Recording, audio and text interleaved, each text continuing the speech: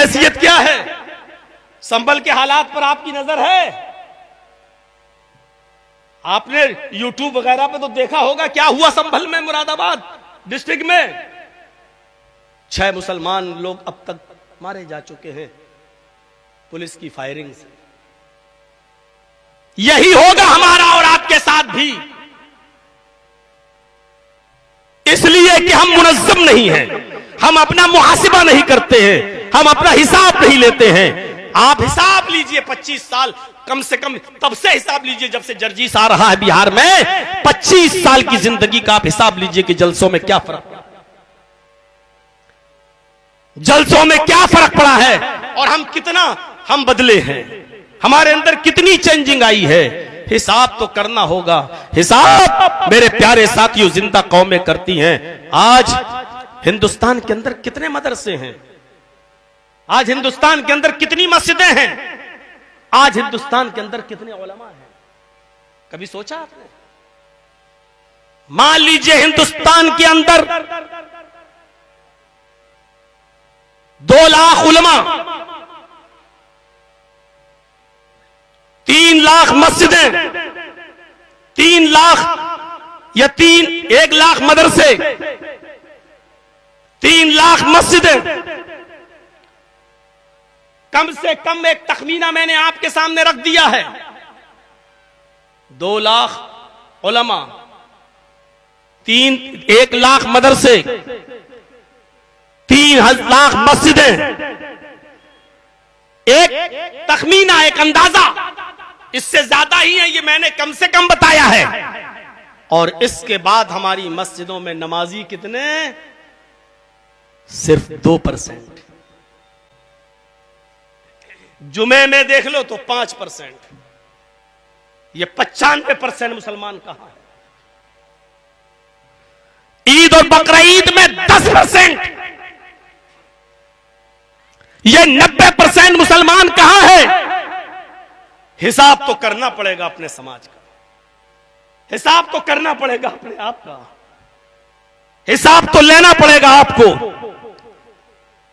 हिसाब तो हजरत उमर को भी देना पड़ा था। जब मिंबर पर खड़े हुए उसी दिन नया कुर्ता पहने हुए थे, जैसे ही खुतबा देने के लिए खड़े हुए एक नौजवान खड़ा हो गया और खड़ा होकर कहने लगा, उमर खुतबा नहीं देने दूंगा, पहले इस बात का जवाब दो, ये नई कमीज, ये नया कुर्ता तुम्हारे पास कहां से आया? हजरत उमर ने कहा कि इसका जवाब मैं नहीं दूंगा, मेरा बेटा देगा। बैठ गए। आए मेरे बेटे, कसम है मुझे अपने रब की इज्जत और जलाल की, जब तक इसको सफाई पेश नहीं कर दोगे तब तक मैं खुतबा नहीं दूंगा। उमर फारूक का बेटा उठा और कहता है, आए नौजवान, बैतुल माल में जो चादरें आई थी सबके हिस्से में एक एक चादर आई। मेरे बाप ने एक चादर जो उनको मिली थी उसी की कमीज, उसी का कुर्ता बना लिया और पहनकर आ गए। वो नौजवान कहने लगा, आए उमर के बेटे, एक एक चादर तो सबको मिली थी, मुझे भी मिली थी। मैंने जब टेलर के पास जाकर अपना नाप दिया तो उस चादर में मेरी कमीज तो बनी नहीं, मेरा कुर्ता तो बना नहीं। उमर तो हमसे ज्यादा मोटे ताजे और लंबे चौड़े हैं, फिर इनकी कमीज कैसे बन गई? बेटा जवाब देते हुए कहता कि तुम्हारा सवाल सही है, लेकिन तुम्हें मालूम नहीं, एक एक चादर जो बैतुल माल से सबको मिली थी, मेरे बाप को भी मिली और एक चादर मुझे भी मिली थी बैतुल माल से, एक चादर मुझे भी मिली थी बैतुल माल से, इसलिए मैंने अपनी चादर भी अपने बाप को दे दी। मेरे बाप ने अपनी और मेरी दोनों चादरें मिलाकर कमीज बना ली।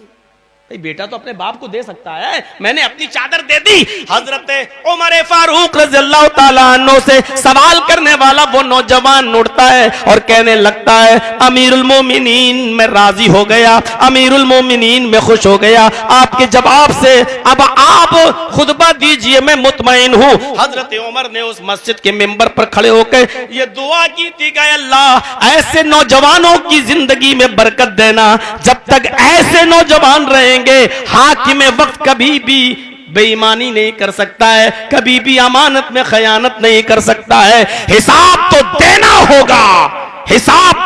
होगा, जर्जीस को भी देना होगा, जिम्मेदारों को भी देना होगा। आप अगर मदरसा चलाते हैं तो आपको भी देना होगा। जर्जीस अपने घर का जिम्मेदार है तो जर्जीस को भी हिसाब देना होगा।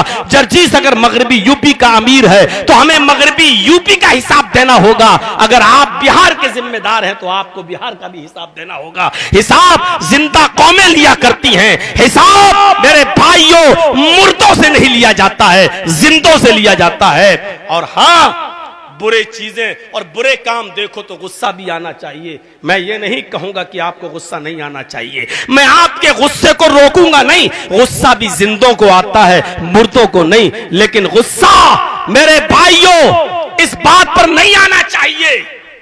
गुस्सा आए तो इस बात पर आए कि आपकी बेटी अकेली घर से बालिग होने के बाद बेपर्दगी के साथ गई, 2 घंटे के बाद आई तो ये 2 घंटे तक कहां थी। आपको गुस्सा आए तो इस बात पे आना चाहिए, आपको गुस्सा आए तो इस बात पे आना चाहिए कि आपका बेटा रात के 12 बजे रोजाना घर क्यों आता है। आपको गुस्सा आए तो इस बात पे आना चाहिए कि फजर की नमाज आपकी बीवी ने और आपके बेटों ने क्यों नहीं पढ़ी है। आपको गुस्सा आना चाहिए तो इस बात पे आना चाहिए कि मेरे बेटे के मुंह से शराब की बदबू क्यों आ रही है।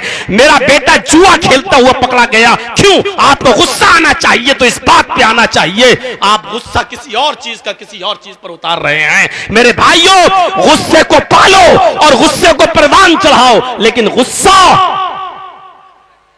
उन पर आना चाहिए जो अभी मैंने बताया है। ऐसा ना हो कि बीवी से लड़ाई हो और गुस्सा मौलाना जर्जीस जलसे वालों पे उतार। ऐसा ना हो कि अभी फोन पे बात करते हुए जर्जीस साहब ने बीवी से लड़ाई हो गई, अब गुस्से में हैं, अब मूड खराब है और कुर्सी पे बैठ के बीवी का गुस्सा हम आपके ऊपर उतार दें। यह गुस्से का उतारने का गलत तरीका है। गुस्सा उतारिए लेकिन अपनी बीवी से कहिए कि आए मेरी बीवी, खाना मैं देता हूं, पानी मैं देता हूं, जिम्मेदार मैं हूं, बताओ जरूरत क्या पड़ी तुम्हें घर से अपनी मर्जी मेरी मर्जी के बगैर बाहर निकलने की, तुम क्यों गई हो। इस बात पे तुम्हें गुस्सा आना चाहिए। आपकी बेटी रात के 12 बजे तक एंड्रॉइड मोबाइल चलाती है, गुस्सा आना चाहिए आपको कि रात के 12 बजे क्यों चला रही हो, व्हाट्सएप क्यों चला रही हो, फेसबुक क्यों चला रही हो, मैसेंजर क्यों चला रही हो। अरे तुम्हें जरूरत क्या है। तुम्हें अगर अपनी सहेली से बात करना है, अपनी मां का फोन लेकर 2 मिनट के लिए बात कर लो अपनी सहेली से, लेकिन तुम्हारे पास एंड्रॉइड मोबाइल की जरूरत क्या है। इस बात को तुम्हें गुस्सा आना चाहिए। जहां गुस्सा आना चाहिए वहां तो गुस्सा आपको आ नहीं रहा है और गुस्सा वहां उतार रहे हो जहां गुस्से का कोई मौका और महल ही नहीं। हिसाब तो देना।